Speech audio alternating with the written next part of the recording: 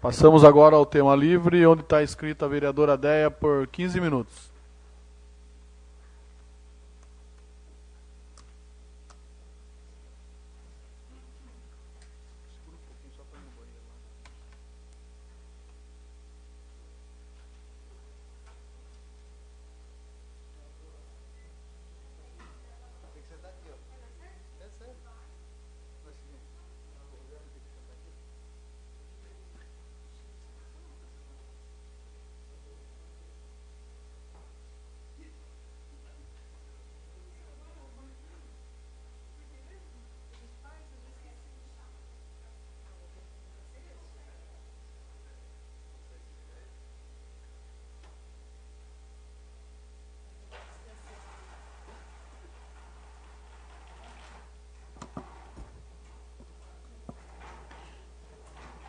Boa noite, excelentíssimo... Não tem presidência? Então, boa noite, excelentíssimos vereadores. Boa noite, excelentíssima vereadora Selma. A presidência está, vereador Rogério, assumindo a presidência. Eu peço, vereador Rogério, se para Vossa Excelência, licença para poder exibir um vídeo que vai ocupar uma parte do tempo que hoje vou fazer o tema livre desta forma. Então, encerrando essa semana que vem do dia 18 de maio até agora, nós vamos fechar apresentando um vídeo, um resumo do vídeo que foi audiência pública sobre violência e abuso contra crianças e adolescentes. Então, a gente faz desta forma para poder marcar esse mês, que teve uma série de atividades e, inclusive, algumas propostas que vão estar aí, que nós vamos encampar no município. Então... Imagine que você deixa o seu filho em casa, seguro na companhia de um parente. Faz isso com frequência por necessidade e, anos depois, descobre que aquela mesma pessoa em quem você confiava estuprou a sua criança repetidas vezes. Foi divulgado no ano passado que 85% dos casos de estupro do Distrito Federal acontecem na casa da vítima ou do agressor. 15% dos estupros são coletivos e recorrentes. Então, são primos que se juntam, são amigos que se juntam para perpetrar o estupro. Enquanto o crime de estupro for um crime que praticamente não enseja nenhuma punição, dificilmente a gente vai conseguir trabalhar a desconstrução também dessa cultura da violência. O estupro é um tipo de violência invisível. As estimativas são de 527 mil casos por ano no Brasil, mas apenas 10% chegam ao conhecimento da polícia. O assunto veio à tona com muita força por conta de uma pesquisa do IPEA. Ainda que os dados publicados inicialmente estivessem errados, o problema ainda é grande. 26% da população acham que mulheres com roupas curtas merecem ser atacadas. O assunto foi discutido em uma audiência pública conjunta das Comissões de Direitos Humanos e de Assuntos Sociais do Senado. Veja agora no Em Discussão. O requerimento a gente apresentou antes de sabermos dessa troca de tabelas desse erro na divulgação da pesquisa do IPEA. Consideramos gravíssimo o fato de que 65% da população achava que mulher que usa roupa que mostra o corpo merecia ser estuprada. Com a vinda da correção, divulgada alguns dias depois, isso não diminui nem um pouco, em nem um milímetro, o desejo e a disposição do Senado continuar debatendo essa matéria. Porque 70% da população não pensa assim, discorda totalmente com essa análise de que mulher que mostra o corpo tem que ser estuprada, e 3 e pouco por cento não opinou, e 26% aproximadamente concordam. É um quarto da população. É muita gente.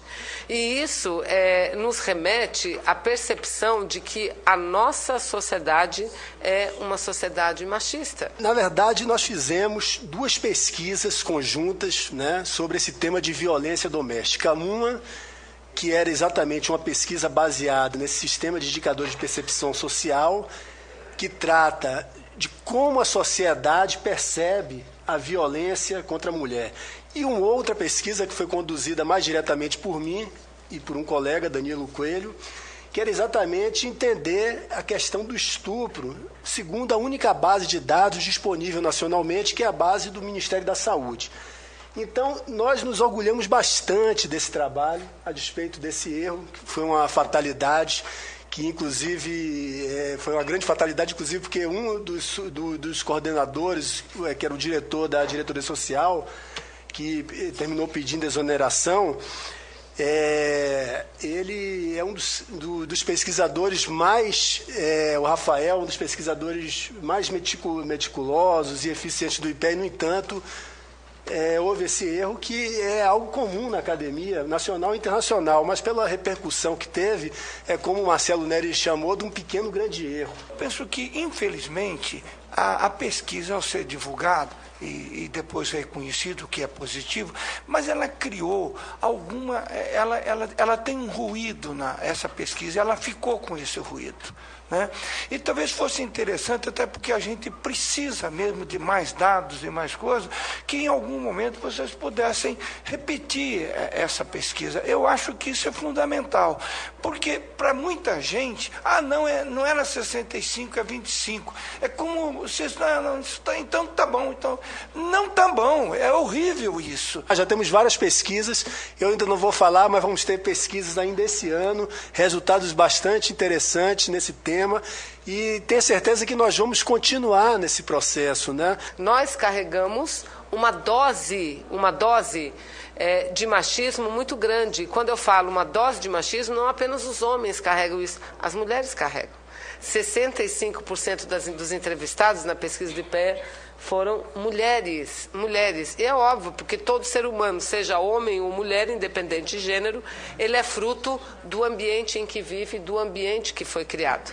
Nós consideramos que a violência de gênero, em particular a violência sexual, ela é um reflexo direto da ideologia patriarcal, que vai definir papéis e estruturas de poder entre homens e mulheres na sociedade. E muitas vezes essa ideologia patriarcal, ela é refletida numa cultura do machismo, né, que vê a mulher como, ao mesmo tempo como um objeto de desejo e de propriedade.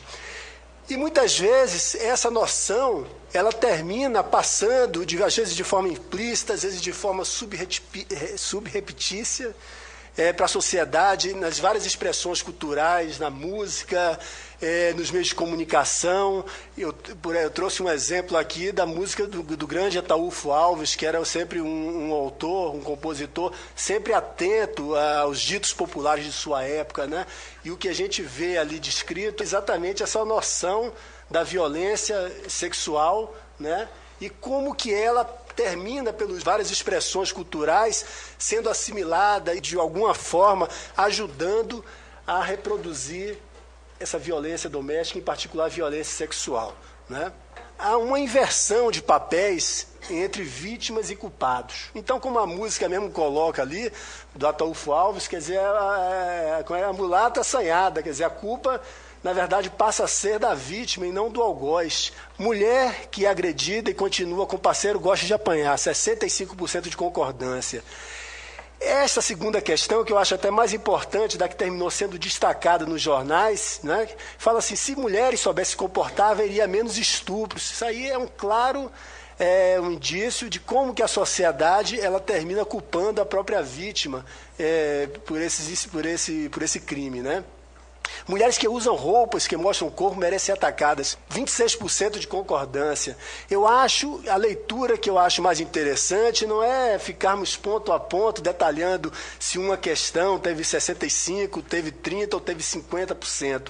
Mas é olhar o cômputo geral, é olhar a mensagem geral que está sublinhada nessa pesquisa aí, mostrando essa enorme tolerância da sociedade em relação à violência doméstica e, sobretudo, em relação a violência sexual. Você vai ver a seguir por que tão poucas pessoas denunciam o estupro. Como lidar emocionalmente com isso? Como lidar com a hipótese de botar o seu pai ou seu primo na cadeia?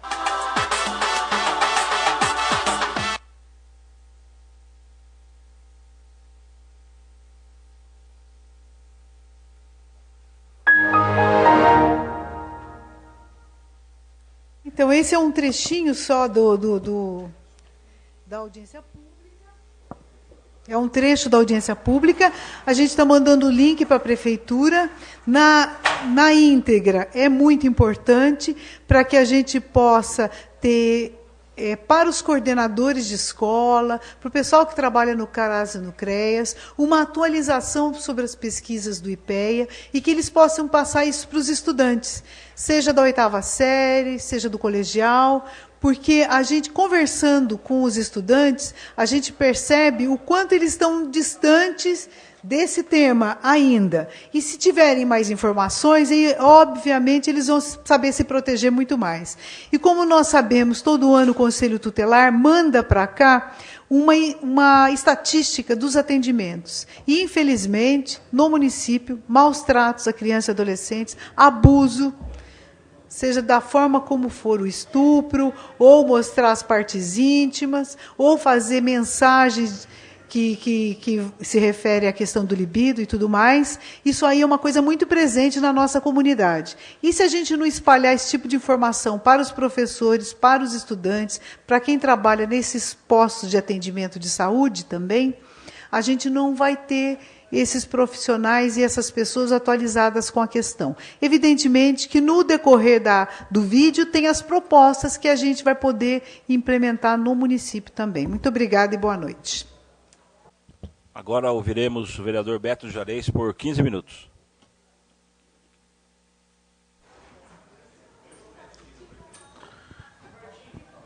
Boa noite, senhores vereadores, público presente, internautas. Vou ser bem breve.